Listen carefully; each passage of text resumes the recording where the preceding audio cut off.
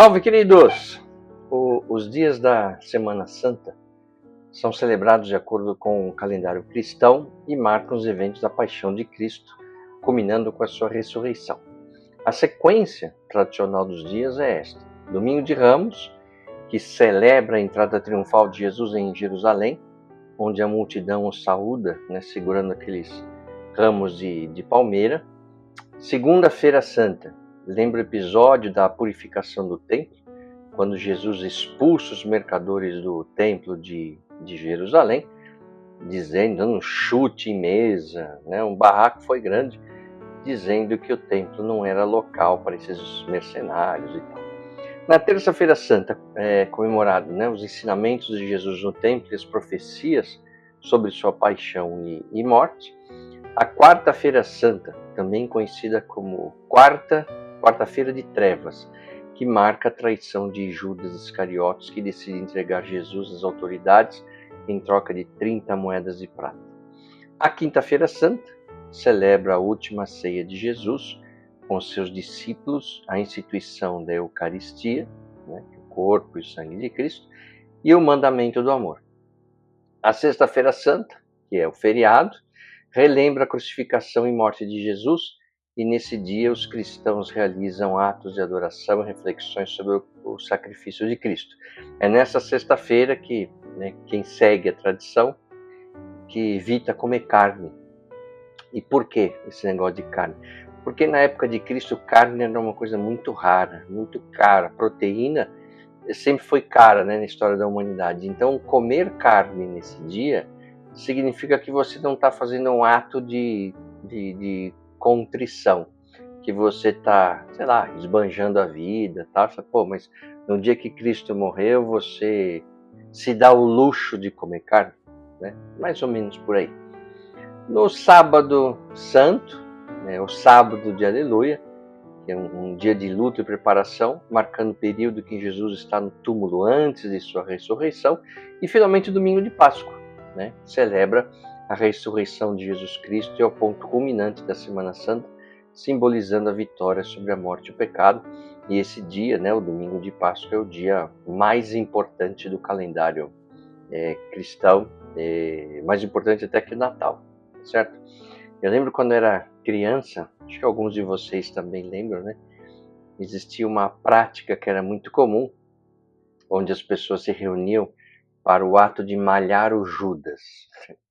Então se fazia um boneco de pano, se pendurava no poste e todo mundo dava paulada nele, depois punha fogo.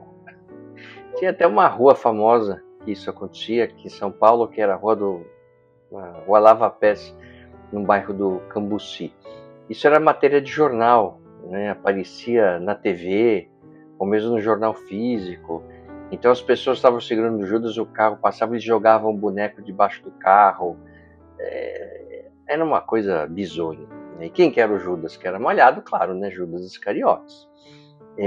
Esse ritual ainda existe em algumas cidades menores no interior do país. Mas quem foi, Judas Iscariotes? Ele é um dos personagens mais enigmáticos e controversos no Novo Testamento. Entre os 12 discípulos escolhidos por Jesus, ele se tornou protagonista de um dos episódios mais conhecidos e discutidos do cristianismo, que foi a traição de Jesus Cristo. A história de Jesus desperta reflexões sobre a natureza humana, a liberdade de escolha e as implicações morais de suas ações. Mas quem realmente foi Judas Iscariotes? Para entendermos o impacto de suas escolhas, a gente tem que examinar sua trajetória, suas motivações e o papel que ele desempenhou tanto na Bíblia quanto nas tradições cristãs e nos debates teológicos que se seguiram. O nome Judas Iscariotes aparece nos 4 evangelhos do Novo Testamento: Mateus, Marcos, Lucas e João, que eu já fiz um vídeo aqui no canal, e nos Atos dos Apóstolos, que é, como eu já falei, aquele livro que conta o que acontece com os apóstolos após a morte de Cristo. É muito legal esse livro. Então, Judas era um nome comum entre os judeus, era derivado de Judá, um dos 12 filhos de Jacó e a tribo de onde viria a linhagem de Davi. A origem do nome Iscariotes ela é incerta, tem muito debate em volta, mas algumas teorias sugerem que Iscariotes deriva de Isqueriote, que significa homem de Queriote, uma cidade na Judéia. Se for verdadeira, essa interpretação indicaria que Judas seria o único apóstolo proveniente da Judéia, enquanto os demais vinham da Galileia, que era outra região. Outras interpretações sugerem que Iscariotes poderia ter relações com o termo aramaico para assassino ou traidor, mas não há consenso sobre essa etimologia. E existe uma outra interpretação, conta que Jesus é a helenização, ou seja, vem da Grécia, né, do nome Yehuda, ou Judá, que significa abençoado ou elogiado. Já Iscariotes pode também significar sicário, que eram judeus rebeldes que assassinavam romanos por conta da dominação romana na região, mas é menos provável. Por quê? Porque esse grupo foi criado 20 ou 30 anos depois da morte de Cristo. Pouco se sabe sobre a vida de Judas antes de se tornar um dos 12 discípulos de Jesus. Não há informações claras sobre sua origem familiar, a profissão ou sobre o momento em que decidiu seguir a Jesus. E, apesar disso, o fato de Judas ser escolhido diretamente por Jesus destaca a importância de sua função e o propósito de sua presença entre os apóstolos. Em alguns evangelhos, Judas é descrito como o tesoureiro do grupo de discípulos, responsável pela administração dos recursos financeiros do grupo. No livro de João, no capítulo 12, há uma passagem que sugere que ele roubava o que se colocava na bolsa. Esse detalhe fornece uma visão das possíveis inclinações de Judas e de suas atitudes em relação ao dinheiro, o que ganha importância ao considerar o papel que a quantia de 30 moedas de prata desempenhou na traição. Para compreender melhor as motivações de Judas, é importante a gente situar sua história no contexto político e religioso da época.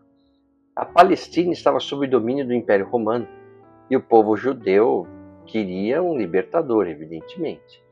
Muitos judeus esperavam a vida de um Messias, um líder que libertaria Israel do domínio romano e restauraria o reino de Davi. Porém, a ideia de um Messias espiritual que pregava o amor, o perdão e a não violência contrastava com as expectativas políticas e militares da época. Isso poderia ter levado Judas a se desiludir com o ministério de Jesus e eventualmente a traí-lo. Nos evangelhos, o ato de traição de Judas é descrito de forma semelhante, mas cada um fornece detalhes específicos que enriquecem a compreensão do evento. Por exemplo, no livro de Mateus, no capítulo 26, Judas se aproxima dos chefes dos sacerdotes e pergunta quanto que eles lhe dariam para entregar Jesus a eles. A quantia acordada é de 30 moedas de prata. Só para você ter uma ideia, assim, não era um valor muito alto, era um valor que, segundo a tradição judaica, era o preço para se comprar um escravo. Então não era assim, não é que ele ficaria rico com isso. A decisão de Judas em entregar Jesus às autoridades religiosas é um dos pontos centrais de sua história. Durante a última ceia, Jesus anuncia que um dos 12 o trairá. Judas pergunta a Jesus: "Sou eu, mestre?" Ao que Jesus responde de maneira afirmativa, ainda que enigmática. Mais tarde, no jardim do Getsemane, Judas identifica Jesus com um beijo no rosto, um ato simbólico que o Novo Testamento menciona como a maneira pela qual Judas confirmou, selou sua traição. Mas por que isso?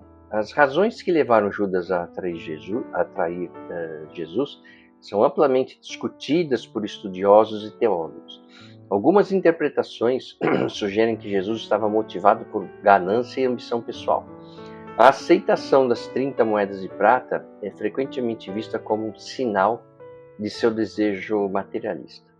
Já outros estudiosos sugerem que Judas esperava forçar Jesus a agir como líder militar ou político, acreditando que se fosse preso, Jesus se revelaria como o Messias de forma triunfante. Ou seja, alguns estudiosos dizem que como o dinheiro não era muito, talvez o que Judas queria era dar um empurrão, uma forçada, para que em Jesus sendo preso, ele se rebelaria contra isso e usaria todos os seus poderes contra o Império Romano e se tornando aí sim o Messias esperado. E uma perspectiva mais teológica, alguns teólogos defendem que a traição de Judas era parte do plano divino para a salvação. Por quê? Porque sem a prisão e a crucificação de Jesus, o sacrifício redentor não teria ocorrido. Porém, essa visão levanta dilemas éticos e morais, porque implica que Judas não teria agido completamente por escolha própria, mas sim como uma peça em um plano pré-determinado. O destino de Judas após a traição é descrito de maneiras diferentes nos evangelhos. No livro de Mateus, capítulo 27, é dito que Judas, arrependido, tenta devolver o dinheiro aos sacerdotes, mas ao ser rejeitado, joga as moedas no templo e se enforca. No livro de Atos dos Apóstolos, logo no capítulo 1, a narrativa é um pouco diferente. Judas teria adquirido um campo com dinheiro da traição e posteriormente caído de uma altura, morrendo em consequência da queda. A diferença entre esses relatos gera debates entre os estudiosos, mas ambos os textos concordam que Judas não sobreviveu por muito tempo após sua traição. A sua morte é vista como consequência direta de seu arrependimento tardio e da culpa que sentiu. Ao longo da história cristã, Judas Iscariotes tornou-se um símbolo de traição e avareza. Em muitas tradições, ele é retratado como um apóstolo caído, alguém cuja fraqueza moral o levou a trair o Filho de Deus. Porém, algumas correntes cristãs buscam uma visão mais, vamos dizer, compassiva de Judas, questionando se ele realmente teve uma escolha ou se desempenhou um papel necessário no plano divino da redenção. Na tradição católica, Judas não é venerado como santo, ao contrário de outros apóstolos, e é frequentemente citado como um exemplo das consequências da ganância e da falta de fé. Em algumas interpretações mais recentes, há algumas tentativas de humanizar Judas, apresentando como uma figura trágica que teve um papel doloroso na história da salvação. Em 1978, um antigo texto conhecido como Evangelho de Judas foi descoberto no Egito, posteriormente traduzido e analisado por estudiosos. Esse texto apócrifo, que data do século II e pertence à tradição gnóstica, oferece uma visão muito diferente de Judas. Nesse texto, Judas é apresentado não como um traidor, mas como o discípulo mais próximo de Jesus, alguém que, segundo o texto, foi escolhido para cumprir uma missão especial e ajudar Jesus a transcender o mundo físico. O Evangelho de Judas retrata Jesus ensinando Judas sobre conhecimentos secretos e o papel do Espírito do universo, e essa visão, claro, contrasta com os evangelhos canônicos, os oficiais, que estão na Bíblia, mas lança luz sobre as várias interpretações e o impacto que a figura de Judas teve ao longo dos séculos. A trajetória de Judas traz à tona o tema do arrependimento e do perdão divino. Muito embora os evangelhos não detalhem a natureza do arrependimento de Judas, e é possível inferir, especialmente pelo relato de Mateus, que ele sentiu profunda culpa pelo que fez. E a tragédia de Judas reside, então, no fato de que, apesar do seu arrependimento, ele não busca a redenção e acaba tirando sua própria vida. E isso, claro, gera discussões sobre o conceito de perdão e sobre a capacidade do ser humano de superar suas próprias falhas. Então, a traição de Judas, ela carrega simbolismos profundos e é objeto de muita reflexão teológica. Em termos mais amplos, a figura de Judas representa a fragilidade humana e a suscetibilidade ao erro, mesmo entre aqueles que estiveram fisicamente próximos a Jesus e ouviram diretamente seus ensinamentos. Para alguns teólogos, a traição de Judas é uma lembrança da liberdade de escolha e das consequências que essa liberdade pode trazer. O caso de Judas levanta também a questão da predestinação e do livre-arbítrio. Jesus, sendo filho de Deus, teria plena consciência da traição de Judas antes que ele acontecesse. E o próprio Judas parece desempenhar um papel essencial no cumprimento do destino de Jesus na cruz. Para aqueles que veem a trajetória de Judas como uma predestinação, Judas teria sido entre aspas, um instrumento necessário para a realização do sacrifício de Jesus em prol da redenção da humanidade.